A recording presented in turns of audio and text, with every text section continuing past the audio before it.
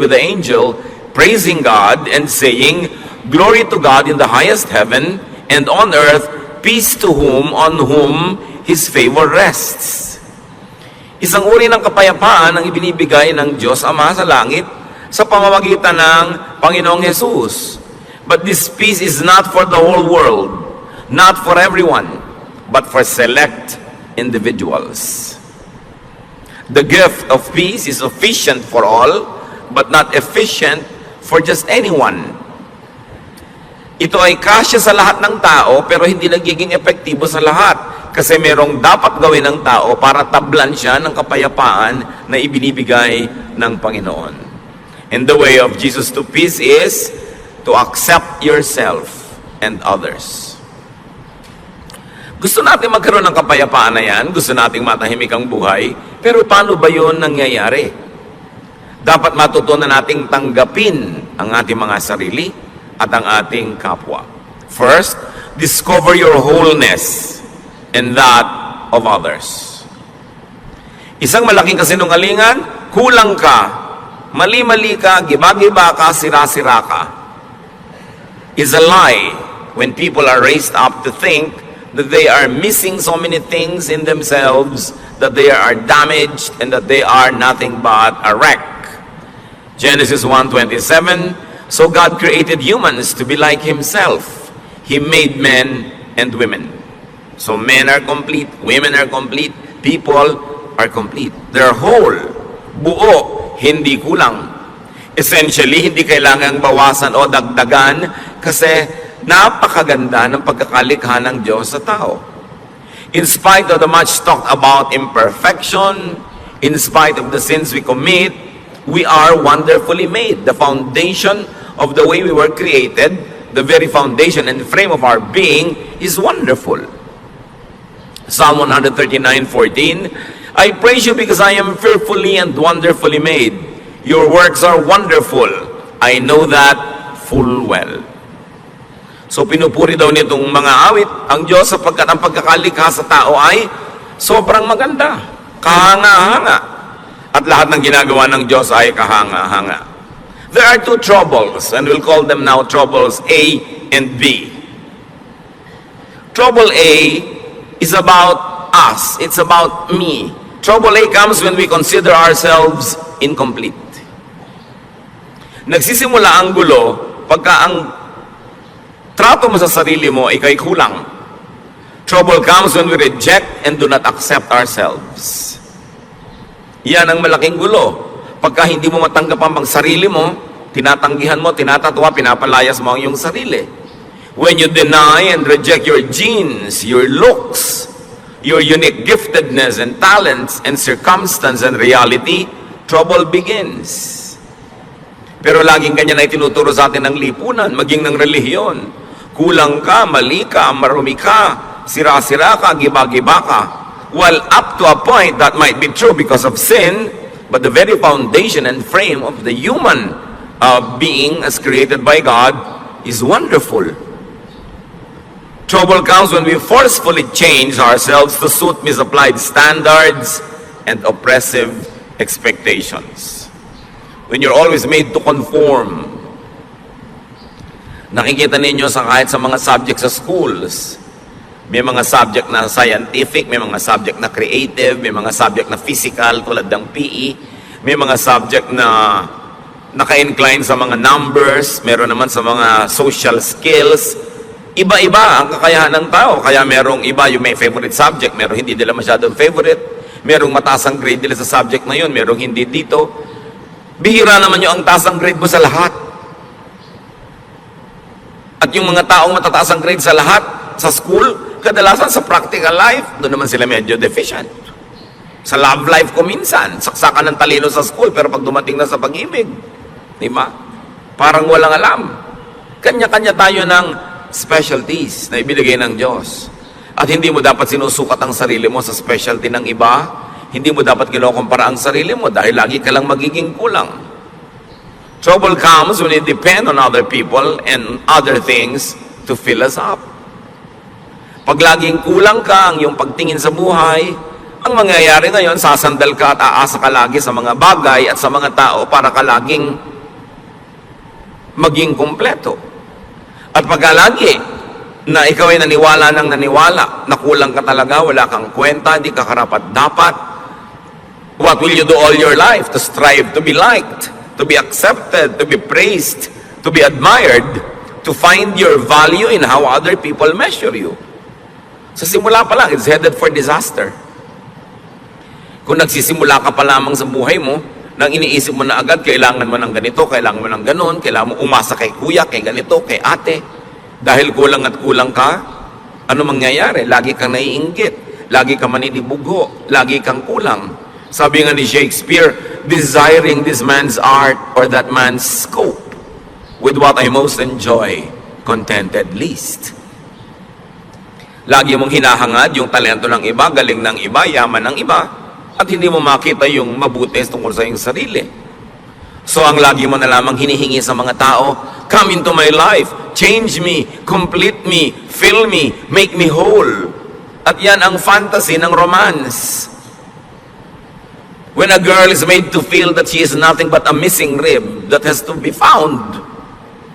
When a man is always to be made to feel that he has a missing rib that he has to find to complete him. As we have always emphasized, union in marriage makes you one with somebody in a partnership. But even before that partnership, even you don't have that partnership, you are one, you are whole, you are not one half. Yan ang fantasy ng romance at sometimes yan din ang fantasy ng religion. No? Nakalahati ka lang. No, nilikha ng Diyos ang tao buo. Kahit si Adan nilikha niyang buo. Sabi lang ni Lord, it's not good that he's alone. Bigyan ng kasama para mag-enjoy. Pero isa siyang taong buo. Hindi niya kailangang umasa sa ibang tao para sa kanyang pagiging buo. Anong nagiging bunga pagka tayo ay laging umaasa sa iba? Dependence. And dependence brings about addiction. Kaya yung mga taong emotionally weak, mai-in love sa isang tao, siyempre sa simula maganda yung pag-iibigan, pero kahit yung minahal niya naging monster na, naging halimaw, inaabuso na siya, kinakawawa, binubugbog, hindi siya makaalis. Kasi addict na siya. Kailangan ko ang tao to feel me para niya ako pasayahin. Kailangan ko siya lagi. At pag lagi mong kailangan ng tao, what does it lead to? Possessiveness. And of course, possessiveness is caused by jealousy. Or it brings about further jealousy. Kaya yung mga taong sobrang kailangan ng kapwa-tao, seloso. Huwag kang tumingin sa kanya. Huwag kang makikipag-usap doon. Sa akin lang, sa akin lang. Kasi pag nawala ka sa buhay ko, hindi ako mabubuhay. Isang malaking kasinungalingan. Pinanganak nga, wala yung taong yan eh. At kung yung kinahuhumalingan mo ngayon, na-meet mo nung 18 ka o 24, anong ginawa mo bago mo siya na-meet? Hindi ka buhay? Buhay ka nun. Mabubuhay ka before a romance, without a romance, or after a romance. Huwag kayo masyadong nagpapaulol sa mga fantasy ng mga Valentine's cards. No? Kaya ka nagiging dependent sa tao. And when you're always jealous, you become fearful. And because this person, no matter what he does or she does, cannot really give you what you want, because what you want does not exist. It's a fantasy. You will always have frustration. Kaya ang saya-saya nitong bride, blushing bride, marching down the aisle para ikasal. After 3 months, nagkangangal-ngal na. Hindi niya maibigay sa akin ang aking pangangailangan. Yun, ang tingin mo sa tao mo, taga-fill sa iyong pangangailangan. Di ba? Magngangangalgal ka sa harap ng lahat. Dahil hindi na-fill ang iyong expectation. It leads to a fruitless and endless search. And it leads to a symbolic hell or evil spirits in your life. Trouble B is about the other person. Remember yung trouble A, kulang ako, punuin mo ako, kailangan kita. Trouble B naman comes when we consider others, especially people close to us, as incomplete and substandard. Daddy, kulang ka. Husband, kulang ka. Kailangang punuin kita. Wala kang utak. Ako ang may utak. Ilalagay ko yung isip ko sa loob ng utak mo. Diba? Wala kang diskarte. Ako meron.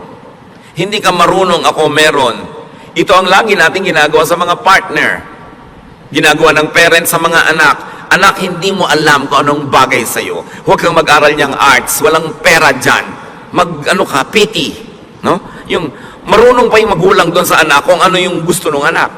No? Lagi natin sabihin, akong nakakalam niyan, hindi ikaw. Ang mga sons and daughters, marunong pa rin sila sa magulang nila. Dapat ganitong palakad ng bahay natin, ganitong palakad ng ating mga pamumuhay. Mga kapatid na hindi magkasundo. No? Dahil dapat ganito ka, kamukha kita. Mga magkakaibigan. Huwag mong kainin yan. Ang kakainin natin, yung gusto ko ang tama. Kulang ka, ako puno, pupunang kita. Another lie. Kasi kung puno ka, puno rin yung kapwa mo. Trouble becomes when we reject them or accept them only partially. Mahal mo lang yung anak mo kung kamukha mo. Mahal mo lang yung anak mo kung yung mga talent niya, gusto mo, pag iba na yung talent niya, ayaw mo na siya. So hahanap ka na ibang anak na paborito na kamukha mo. Trouble be when we fill other people with ourselves. Hindi dapat ganyan ang kulay na isinusuot mo. Dapat ganito.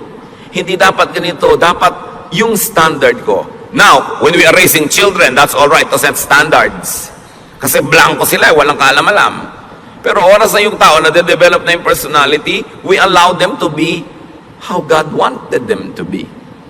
Kung paano sila nilikha ng Diyos. Kung ano yung talentong ibinigay sa kanila, yun ang dapat natin silang bigyan ng laya na hanapin nila. Yung kanilang buhay doon sa talento, sa hilig, sa galing na ibinigay sa kanila ng Diyos. Trouble becomes when we force them to change to suit our taste. And all of these major issues happen between husband and wife. Ang pag-aasawa ay isang walang patakarang pagtanggap. Hindi siya isang reformatory institution na iibahin kita. Babaguhin ka ng aking pag-ibig. Sa teleserye lang yon, walang nagbabago.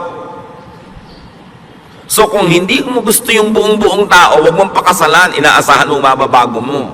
Ngayon kung nagbago siya dahil siya naging sumusunod rin sa Diyos, nagkusa, bonus. Pero hindi mo kayang baguhin ang isang tao. Yung let me change you, let me fill you, let me refit you to fit my fantasy. You know what's wrong with that? There will be domination. Dodominahin mo ang iyong kapwa. Because for you naman na there should be conquest. Therefore, there will be colonization. You colonize the other person's brain with your thoughts. Gusto mo mag-isip siya tulad mo. Gusto mo thoughtful siya sa ganitong bagay. Hindi niya kakalimutan ng ganitong bagay. Hindi siya maalalahanin. Although it's not an excuse, pero generally speaking, di ba, mas mahilig yung mga babaeng makaalala ng mga anniversary, mga birthday, pati sa iksi na mga relasyon ngayon, mansary na lang eh. Kasi baka hindi na makaabot ng anniversary na isang taon. Weeksary, no? Baka mamaya may hourssary pa. So, mas particular talaga yung mga babaeng maalalahanin. Lagi na lang gusto maalala yan ni husband. Although, mag-effort naman yung mga husband maalala. Pero dapat mong tanggapin na iba ako, iba siya. Maalalahanin ako, siya hindi. Pero may iba siyang katangian. Pag gusto mong baguhin ang kapwa mo para maging kamukha mo, kamutin lahat ng kati mo sa buhay kung saan siya makati, di ba gagamitin mo lang siya, hindi mo siya tinatanggap bilang tao. And this is the problem in marriage. Because the moment you try to dominate another person, natural instincts will surface. There will be resistance, rejection. There will even be subversion. Laging gustong-gusto mo, ganito siyang oras umuwi. Langing ginagabihan, talaga lang to subvert you para hindi ka makapanaig. Idine-defend kasi nung tao yung kanyang sariling pagkatao. There will be defense. And sometimes there will even be offense. Therefore, warfare. Hell again. Evil spirits plaguing your life.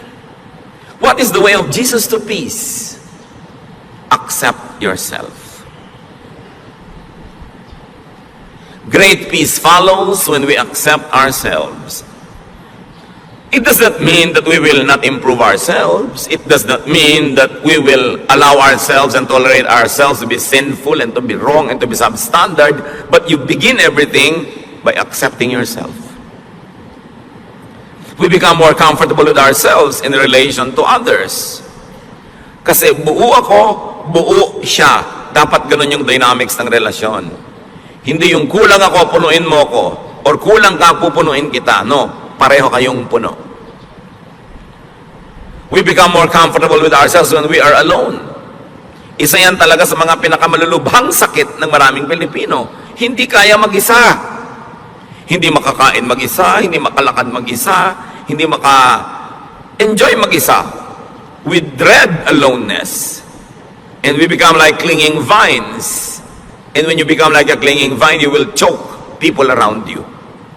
Yung lagi kailangan nandito ka, nandito ka, nandito ka. Paano ka mga tao active, may mga gagawin, may mga hinahabol na mga pangarap, kailangan lagi silang nakapaligid sa'yo para magkaroon ka ng kahulugan. Kailangan maging komportable ka sa sarili mo kahit ka mag-isa. There are times when mga kasama ka, enjoy, but you must also enjoy aloneness. Kasi kung talagang gusto ng Lord na lagi kang may kasama, dapat nilikha kang may mga kakambal, yung kabit-kabit kayo. Yung hindi kayo nagkakahiwa-hiwalay. Di ba pag may pinapanganak pang ang kambal, ino-operahan ba natin para magkahiwalay? Dahil mahirap yung may kakambal. Ngayon, kung may kakambal ka emotionally, hindi ka na inom ng masarap na inumin kung hindi mo kasalo sa isang straw ang kung sino man. Di ba, miserable ka nun. At gagawin mo rin yung taong miserable dahil lagi mo siya kahanapin, nandiyan ka, nandiyan ka, nandiyan ka, kasi iinom na ako. Kailangan matuto rin tayo ng healthful aloneness. But when you cannot accept your own self to be your own companion, how can you be a companion to others? Kailangan yun ang sanayin natin. Walang mga tao ngayon, I will enjoy this alone. Kasi yung paghahanap ng kasama ko minsan ng malaking kapahamakan, kahit sino na lang tuloy na pwedeng sumama, isasama, para wag lang mag-isa. Self-acceptance is the foundation of self-love and self-appreciation. Hindi yan masama. Anong sabi ng Panginoong Hesus sa Mark 12:31? Love others as much as you love yourself. No other commandment is more important than this. So we are not being forbidden to love ourselves, but we are only being reminded, yes, love yourself, but in the same way, love others also. Huwag yung love yourself lang and forget others. At hindi naman love others only and forget yourself. Pareho yun na mali. Irespeto mong kapwa mo, irespeto mo rin ang sarili mo. Hindi naman yung binabastos ka na, ang respeto mo pa. Hindi ka na nire-respect. Mahal mo ang sarili mo tulad ng pagmamahal mo sa iba. Why? Because you cannot give what you do not have. How can you understand others when you don't understand yourself? How can you be kind to others when you're not kind to yourself? How can you love others when you don't love yourself? Self-acceptance is the foundation of self-tolerance. At mahirap to be intolerant to your own self. May mga tao, lactose intolerant. Hindi sila pwedeng uminom ng gatas. Kung intolerant ka sa sarili mo, yung sarili mo hindi mo matanggap, hindi ka pwedeng mapag-isa, ano mangyayari? And self-acceptance is the foundation of genuine self-forgiveness. Many people cannot forgive others because they also never forgive themselves. So, pinahihirapan nila ang sarili nila at pinahihirapan din nila ang kanilang kapwa. Self-acceptance is the foundation of healthy autonomy. Ang tao dapat masarap na may kasama, masarap na kasama, pero pwede ring walang kasama. Kasi kasama mo ang Diyos. Kahit kailan hindi ka pwede mag-isa. Kasi tinitirhan ka ng Espiritu ng Diyos. Kumisan nga, lagi ka may kasama, hindi ka na tuloy magkaroon ng oras sa makipagsarilinan sa iyo ang Diyos dahil laging may abala. Laging may iba. We should learn healthy autonomy. When we accept ourselves, when we realize our wholeness, we do not excessively depend on and attach to people and things. We socialize, we enter relationships for additional enjoyment, for mutual upliftment, not for dependence. Dapat papasok ka sa relasyon, makikipagnobyo ka, mag-aasawa ka, makikipagkaibigan ka, hindi para ka may sandalan, at hindi rin para meron kang buhatin. Pareho kayong nakatayong mag-isa, nabubuhay, gumagawa ng paraan, naghahanap buhay, nang-aaliw sa sarili, nagpapasaya sa sarili, nagpo-produce sa mga bagay. Tapos, you share for enjoyment. You share for additional happiness and additional joy and pleasure. Pero hindi ka nakikipagrelasyon para ka sumandal o sandalan. Nagtutulungan kasi pampadagdag sa buhay. You are a whole wonderful. You are an individual, an autonomous unit. Kita ninyo, bakit sabi nila marami daw ng mga Pilipino nag-enjoy ng close family ties? Bakit daw ang mga communities natin close ang ating mga relationship? Poverty forces us to be close. Siyempre, kailangan mo makisama sa kapitbahay mo dahil pagka nanganganak yung asawa mo sa madaling araw, makikisakay ka sa tricycle ni Mang Tomas. So pagka naglilinis si Mang Tomas, tutulungan mo siya. Ang ganda ng samahan nyo. Pero subukan mo lahat kayo, may kanya-kanyang tricycle. Ganun ka pa rin kaya ka nice? Nakikisama ka sa neighbor mo, nagpapadala ka ng ulam pag nagluto ka, para pag nagluto din siya, mapadalang ka. Pero kung lahat kayo bumabaha sa pagkain sa inyo inyong mga kusina, will you still be that close? Close sa mga magkakamag-anak, magmano ka sa tiya, mangupo ka, kasi makikitira ka sa kanya pag nag-aral ka ng college. Pero kung may kanya-kanya kayong bahay, ganun pa rin kaya ka nice? Dapat ganun pa rin nice or better. Doon mo lang malalaman na nice ka talaga. Kasi nice ka, hindi dahil lang umaasa ka o sasandal o may kailangan ka sa kanya. Kaya tingnan nyo ang nangyayari sa mga komunidad na yumayaman at umuunlad, nababawasan yung pakikipagkapit-bahayan, which is negative. Dapat hindi ganon. Kaya si Aling Junisha ayaw tumira sa Forbes Park. Ang tataas daw ng mga pader, wala daw kapitbahay. Siyempre kasi hindi mo nung kailangan ng neighbor mo, may kotse ka, may pangangailangan ka, may sarili kang gym, may sarili kang ganito, may mga katulong ka. You don't need to be nice to your neighbors. But poverty requires you to be nice. Poverty makes people stick to each other. Now, translate that to emotional poverty. When you're emotionally poor, you always want people around, you will cling because you need and you want help. Kaya dapat mapayaman mo yung sarili mo emotionally to the point na, I don't need you to live, but I want you to be around because I have a lot of love to give to you and because you are nice and I enjoy your presence. Pero hindi dahil hindi ko po maiwan ang asawa ko kasi wala po akong hanap buhay. So kung meron ka pala, iniwan mo na matagal na, no? So hindi ka lang nandyan dahil love mo siya kasi nakasandal ka.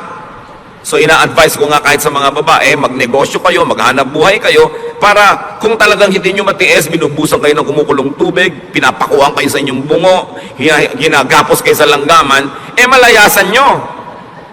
Hindi ako makalayas dahil wala akong kakainin, wala akong gagasain. So hindi mo lang kananya dahil mahal mo kasi dependent ka. At kung economically, dapat autonomous ang tao, dapat autonomous ka rin emotionally. Hindi ibig sabihin, magpapader ka na, hihiwalay ka na dahil hindi mo na kailangan. Pero pagka hindi mo kailangan yung neighbor mo, tapos hindi ka pa rin nagpader, nakikipagmabutihan ka pa rin, ibig sabihin, genuine. Yung pakikipagmabutihan mo, walang ulterior motive. Kaya sobra ang pakikisama system natin sa Pilipinas kasi umaasa tayo sa kapwa. Kaya tingnan nyo yung mga financially independent, hindi na masyadong nakikisama. Kasi hindi ka na nila kailangan. Pero hindi yun ang dapat mangyari. Hindi kita kailangan, pero nakikisama pa rin ako sa iyo kasi nice ako talaga at nice ka rin naman at mas masarap yung buhay na magkakasama tayo. Yun yung si Adan it's not good to be alone. Pero pwedeng alone. In other words, people are additions to our happiness, not a wall to lean on. Kung yung titingnan yung mga asawa, kamag-anak na nandyan lang kasi dapat kong asahan. Strive to be autonomous. At saka yung mga asawang babae na walang ka-income pero tumanda na kayo, nagka-losyang-losyang sa pagtatrabaho sa bahay. Ang totoo niyan, dapat binibigyan kayo ng allowance ng asawa nyo na inyo talaga. Di ba? May allowance sa mga bata, but ang wife walang allowance. Ang ibinibigyan mo, pamalengke. That's for all. Yung siya, paano? Di ba? Tapos birthday niya, reregaluhan mo pa ng magandang kaldero. Para maipagluto ka na naman niya ng masarap. Bibigyan mo ng kala, ng refrigerator. Ang wife, pang nireregaluhan, yung pang kanya. Hindi yung pang lahat. Kasi regalo mo rin sa sarili mo yun kung kalan. Diba? Kailangan yung pangkanya. At kung sasabihin, ako naghahanap buhay, subukan yung mga wives, huwag kayong gumawa sa bahay. Kung may isuot yung mga asawa nyo pagpasok sa opisina, kung may dat ng pagkain, siya ang magbayad ng mga Meralco, pumila sa mga bayarin na tubig, subukan nyo. Kaya dapat yung mga wives, may sariling allowance yan. Para hindi naman kung bigla gusto kayong layasan, walang pamasahe. Gusto magpakamatay, hindi makabili ng lason. Kasi talagang walang kapera-pera. You should strive to be autonomous. So that you say, husband, I stay because I like, not because I need you. not because I depend on you. It's a distorted kind of relationship. So poverty reduces people. Emotional poverty also reduces people. Kaya dapat pinapaunlad mo yung buhay mo economically, pinapaunlad mo yung buhay mo emotionally, kaya mong tumayo sa sarili mo mga paa kasi nilikha ka ng Diyos buo. Tingnan niyo yung babae na nakapanayam ng Panginoon sa balon. Paborito kong karakter na to kasi yung buhay niya talagang tayo yun eh. John 4:15-18.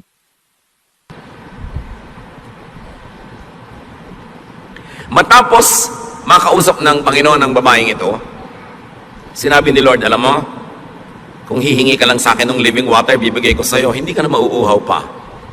The woman said to him, Sir, give me this living water so that I won't get thirsty and have to keep coming here to draw water. He told her, go, call your husband and come back. I have no husband. She replied. Jesus said to her, you are right when you say you have no husband. The fact is, you have had 5 husbands, and the man you now have is not your husband. What you have said is quite true. Bakit inungkat ng Panginoon yung tungkol dito sa mga lalaki sa buhay ng babaeng ito? Kasi sabi ng babae, bigyan niyo po ako ng living water. Yung hindi na ako mauuhaw uli. I want this living water so I won't have to be thirsty again. So the Lord had to tell her what she did not need. The point Jesus was making, the woman had been deceived into believing that she was incomplete and that she needed men to complete her. Sabi niya, gusto mo maging complete? O, tanggalin muna natin yung mga abala sa utak mo. Tawagin mo yung asawa mo.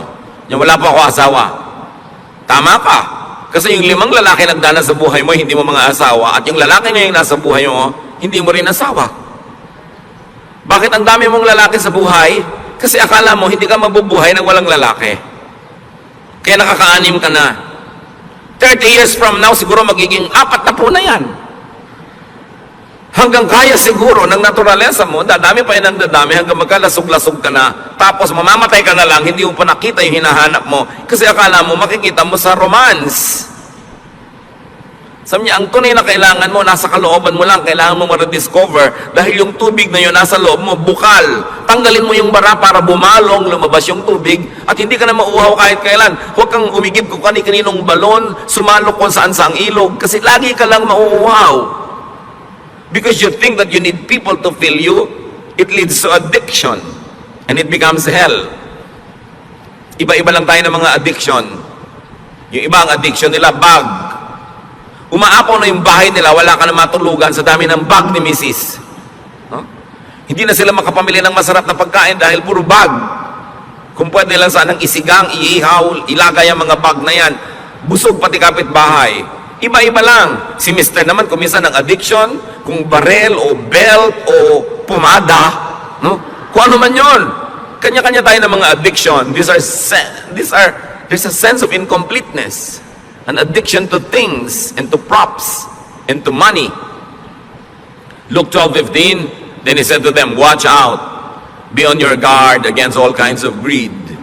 Life does not consist in an abundance of possessions. Kaya alam niyo, ang buhay, hindi yan pinupuno ng mga ari-arian. At yung possessions na yan, bagay man o tao, tulad ng babae na to, nakaka-6 na ng asawa. Sabi, hindi yan ang buhay. People get deceived that they need many things to be whole. Kaya may mga kolekta ng kolekta. Pag tumanda naman, hindi malaman kung ano ipapamana. Kaya kailangan branded signature accessories. Kailangan expensive bag and shoes. Estudyante, wala pang trabaho. Ang gusto pa yung cellphone, yung ang mahal-mahal. Yung may lumalabas na bread toaster. Anak, wala ka pang kita, ang yabang-yabang mo na. Tapos yung kayabangan mo, mga estudyante rin tulad mong wala rin kita, ba't mo kailangan yan? Para kasikat? Marami mga tao, kailangan naman nila bahay, kailangan ganda-gandang bahay. Napunta na sa bahay lahat ang kinita. Wala nang pinuntahang iba, o kotse. O kumisa naman, hindi ka masaya sa height mo, talaga naman kahit na madapa ka na, high heels. Kulang pa yung heels doon sa takong, kailangan lagi pa na mag-heels sa toes, kaya talaga nakatungtong ka na halos sa isang hollow blocks. Hindi ka na makalakad. Yung iba talaga hindi kontento sa ilong nila, kailangang taasan, kailangang kitiran, kailangang bawasan ng panga, kailangang bawasan ng baba, kailangang liitan ng mata, etc., etc. Laging kulang.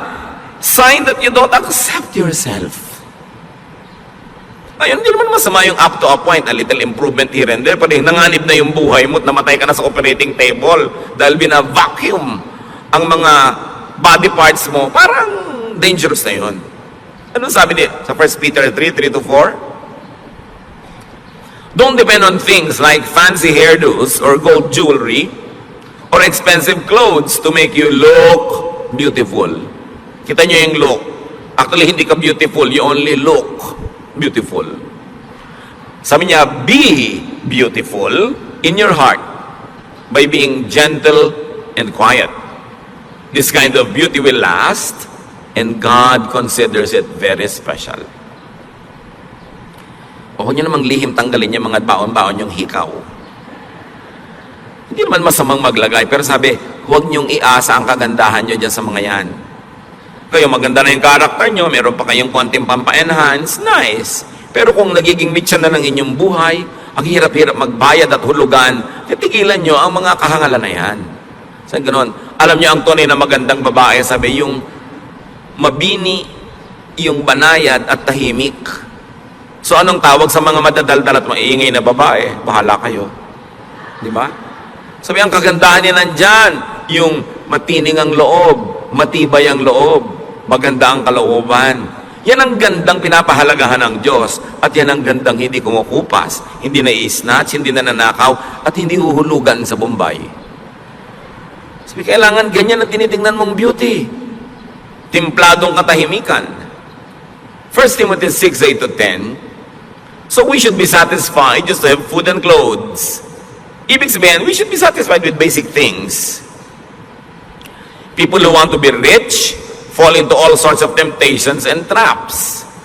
Yung rich, pwede niyong palitan ng people who want to be beautiful or sexy or fairy white, o kaya people who want to be tan. Lahat ng gusto niyong palitan sa inyong sarili fall into all sorts of temptations and traps. They are caught by foolish and harmful desires that drag them down and destroy them. The love of money, or you might say the love of other props, the love of cosmetic surgery, causes all kinds of trouble. Some people want money so much that they have given up their faith and caused themselves a lot of pain. Kung kailangan, tanggapin mo yung sarili mo.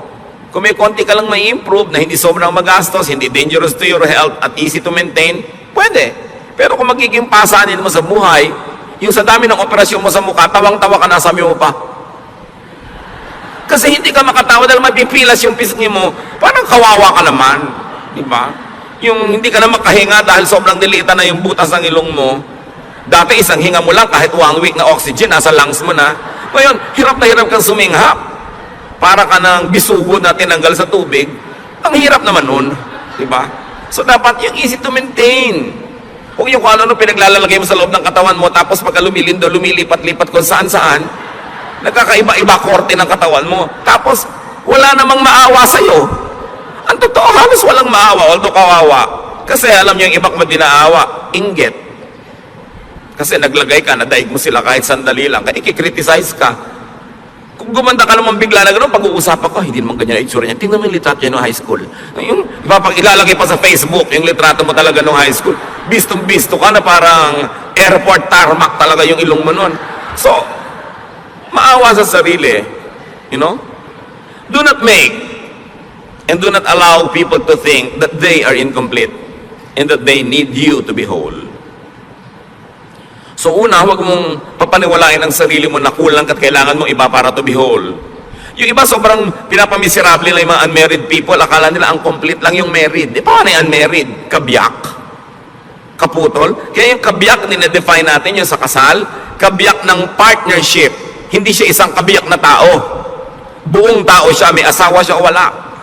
Pero sumasali siya sa isang partnership kung saan siya nagiging kabiyak ng partnership na yon, which is God glorifying and which to most people is suited and nice.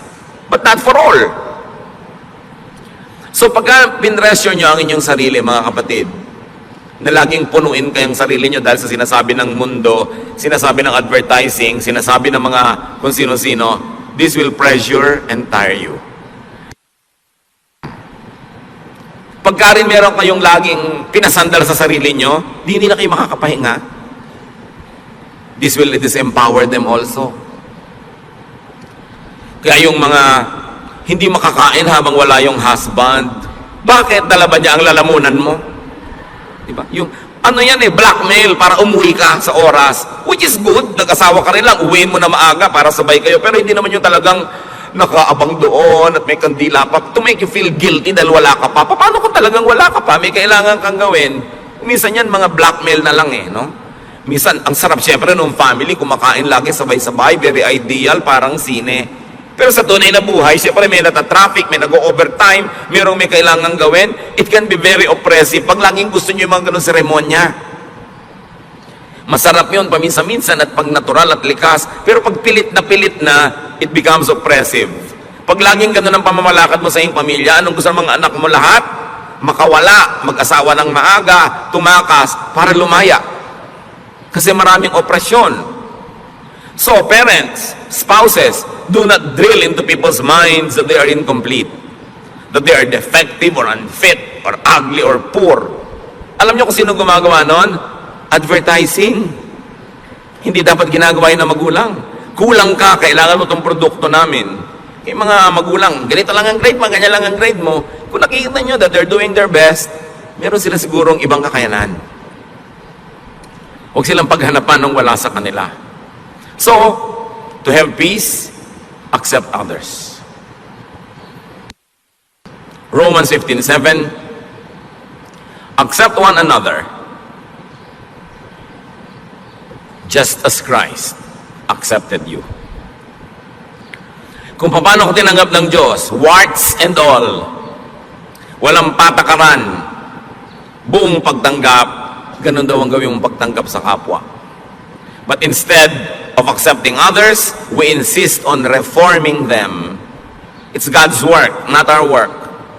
And we reject them when they don't comply with our specifications. Kaya marami mga tao, lumalaki sila emotionally sick because their own parents reject them. They are compared with another sister or a cousin or a classmate or a neighbor, and they feel rejected. And once rejected, people also tend to reject others because they become defensive. Kaya ang dami mga tao emotionally poor. Kaya yung mga nare-reject na ganyan, meron lang isang magpakita ng konting kabaita na regaluhan ng ng 3 araw na sunod-sunod na in love na. Paano? Uhaw na uhaw sa acceptance. Bakit yung maraming mga anak nahuhumaling sa mga kabarkada? Because they are accepted. Madalas naman kasi yung basis ng acceptance nila, mali, no? Kahit ano na lang, mas baliw ka nga, mas accepted ka, mas sikat ka. That's a wrong kind of acceptance. But nevertheless, what does it tell us? Our kids want to be accepted. Kaya ayaw umuwi. Gabi na, kung pwede na lamang na bukas na umuwi. At pag liwanag, gusto na lumipad at mawala. Maybe they don't feel accepted at home. Kasi gusto mo may anak ka na maiparada sa community, maipagyabang. Hindi mo tanggapin, mahalin, linangin yung anak mo kung ano man siya. 1 Corinthians 7:7, sabi ni Paul, I wish that all men were as I am. But each man has his own gift from God. One has this gift, another has that. Sabi niya, kung ako lang masusunod, gusto ko lahat kayo katulad ko Pero, di naman pwede yun. Bawat isa, may kani-kanyang tinanggap sa Diyos na kakayanan. At kung ang Diyos sa kanyang karunungan ay piniling ibigay sa iyo kakayanan A, therefore, wala sa iyo yung kakayanan B, sa iba naman yun ibibigay. Pero pag hinahanap mo yung B kay A, ang gulo ng mundo. The tendency is for us to want to make all others conform to our mold. Kaya marami mga asawa, iniiwan ng asawa nila kasi hindi nila tinatanggap yung asawa nila. Kung alam mo yung asawa nila, laging gusto nila maiba. Ganun siya Accept individual and personal differences. At kung hindi ka masaya sa talent ng anak mo, ng asawa mo, ng kapatid mo, accept the other ableness. Lahat ng tao may abilidad, may ability. Kailangan lang, tanggapin mo kung ano yung kanya. Huwag mong pilitin na yung anak mong ayaw mag-dentistry ay maging dentist tulad mo. Nagmana siya siguro sa ibang lolo, sa dinami-dami ng lolo at lola sa inyong genetic pool, hindi naman laging sa'yo lang kukuha yan.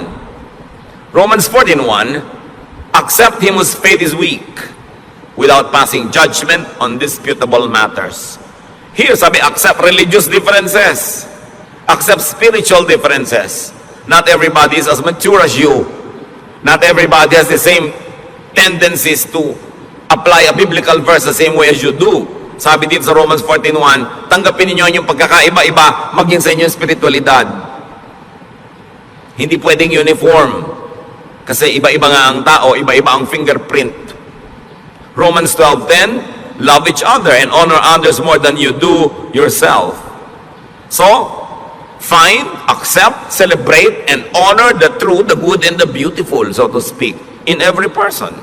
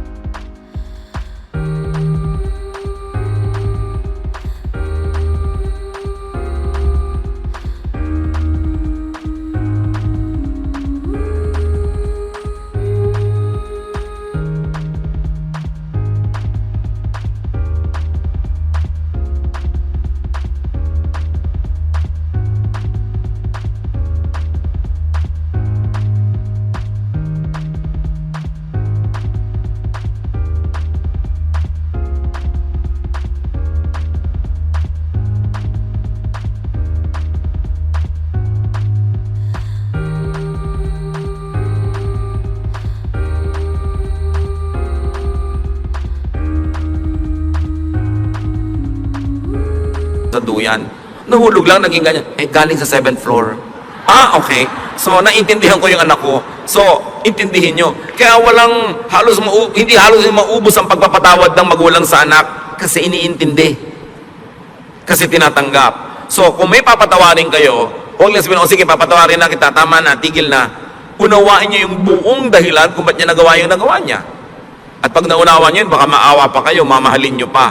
Ganun ang pagpapatawad ng Diyos.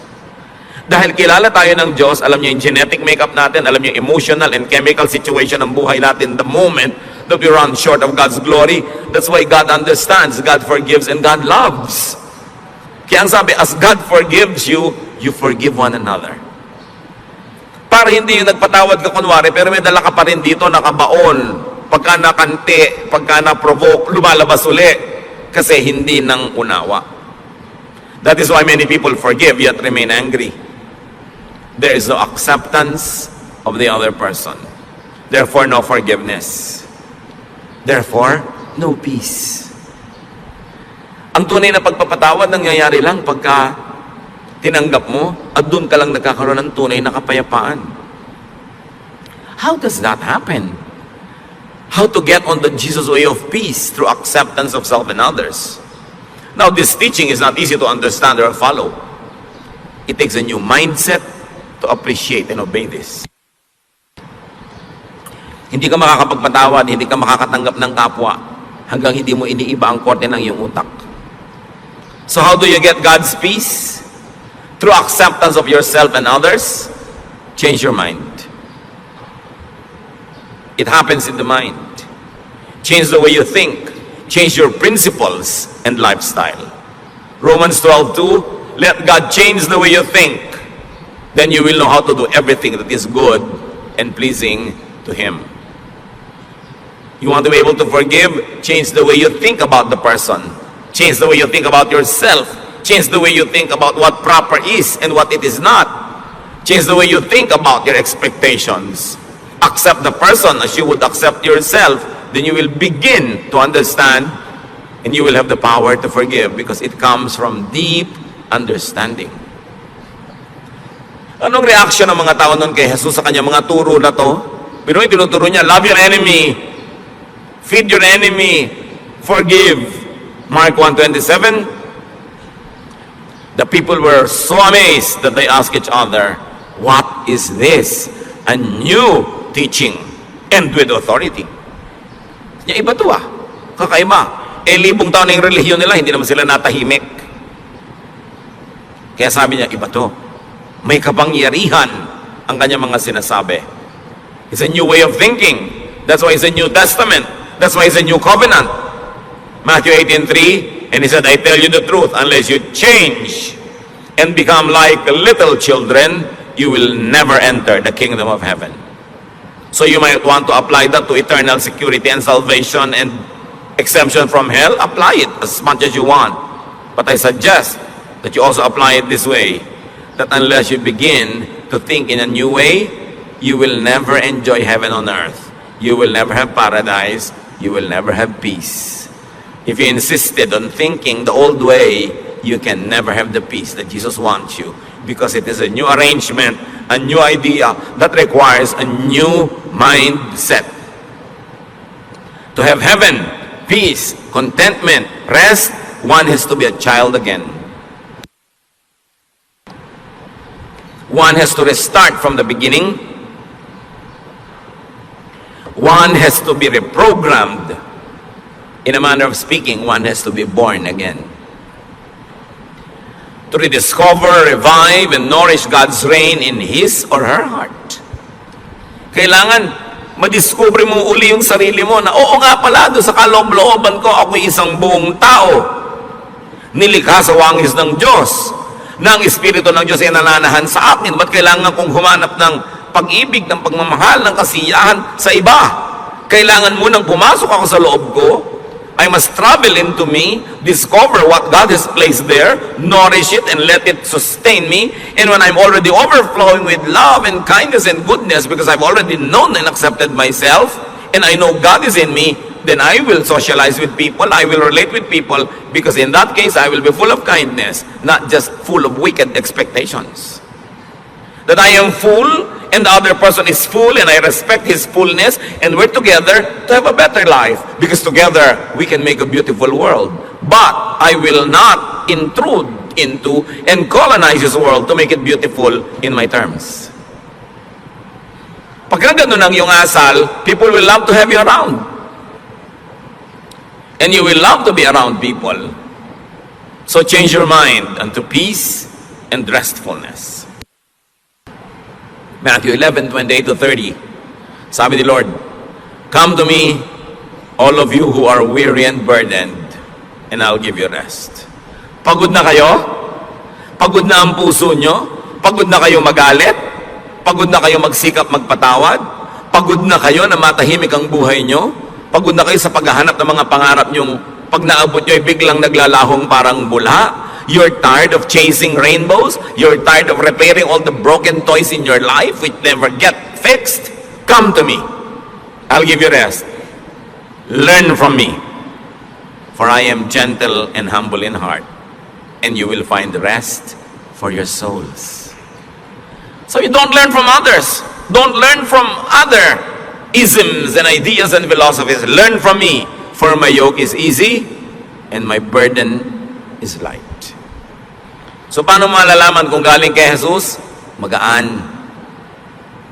Hindi mahirap sa loob. Kahit hirap yung katawan mo sa pagsunod, hindi hirap ang loob mo. Magaan. The kingdom of God is restful, easy, and light. So peace, restfulness equals heaven on earth. And it is in accepting yourself and others. Habang hindi mo tinatanggap ang anak mo, asawa mo, magulang mo, kapatid mo, lagi kayo magtutunggali. Lagi kayo magko-contest. Mag-uunahan kayo kung sinong masusunod, kung sinong mananalo, kung sinong mananaig. Stressful yan. Hindi ganyan ang buhay. When you accept yourself, you relax. You become less demanding and suffocating. And you become nicer and more open, more accepting. And when you accept others, you also relax. You become less intrusive, less judgmental and demanding. You become more forgiving. And they too relax. Everybody relaxes, masaya ang buhay. Deep and real forgiveness comes from unconditional acceptance and understanding. Change your mind and this can happen. Kaya kami problema sa asawa mo, may iniisip ka, hindi yun ang natutupad. May iniisip din siya, hindi yun ang natutupad. So ba't di nyo nalang palitan ang iniisip nyo? Kasi hindi nyo naman kayang palitan yung asawa nyo. Hindi nyo naman kayang palitan ang pagkatao niya, palitan nyo na lang yung iniisip nyo, hindi sasaya kayo. Kaya ang sabi ng anghel, peace on whom God's favor rests. Kaya sinabi natin kanina, peace is not for everyone, peace is not for the whole world. Well, it is efficient for all, or sufficient for all rather. It is efficient only for those who would appropriate it, those who would accept it and live by it. Ang kapayapaan ay hindi para sa lahat. Ito'y para lang doon sa willing na baguhin ang kanilang pamamaraan ng pag-iisip, baguhin ang style nila sa buhay, tanggapin ang mga sarili nila and improve from there, tanggapin ang kapwa nila, hanapin kung ano yung totoo, maganda at kaibig-ibig sa kapwa, contribute goodness to others but do not colonize their minds, then there will be peace on earth. Ano mga kapatid, ang hindi nyo matanggap tungkol sa sarili nyo, hanggang ngayon, tanggapin nyo na, huwag kayong tatayo dyan ang di nyo pa tinatanggap, kasi sayang naman ang pagod na lalamunan ko dito. Diba?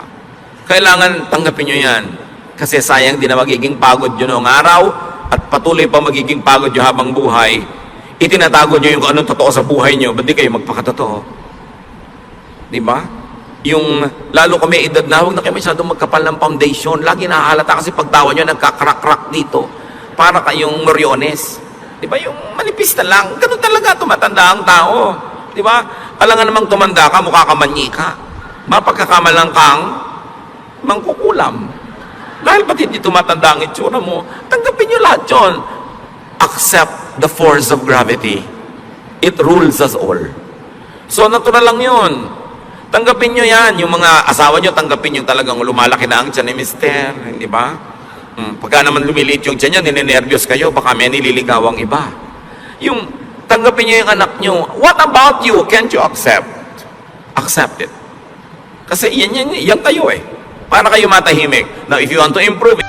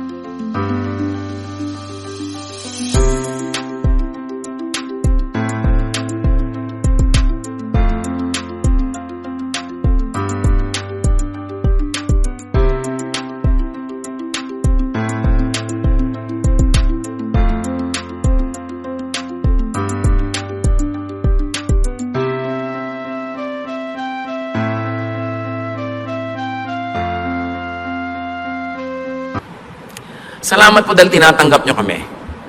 Salamat dahil nilikha nyo kami na wonderful. Not to our credit, but to yours. Salamat nyo likha nyo kami, Lord, na great. Because you're a great God and we are in your image. Therefore,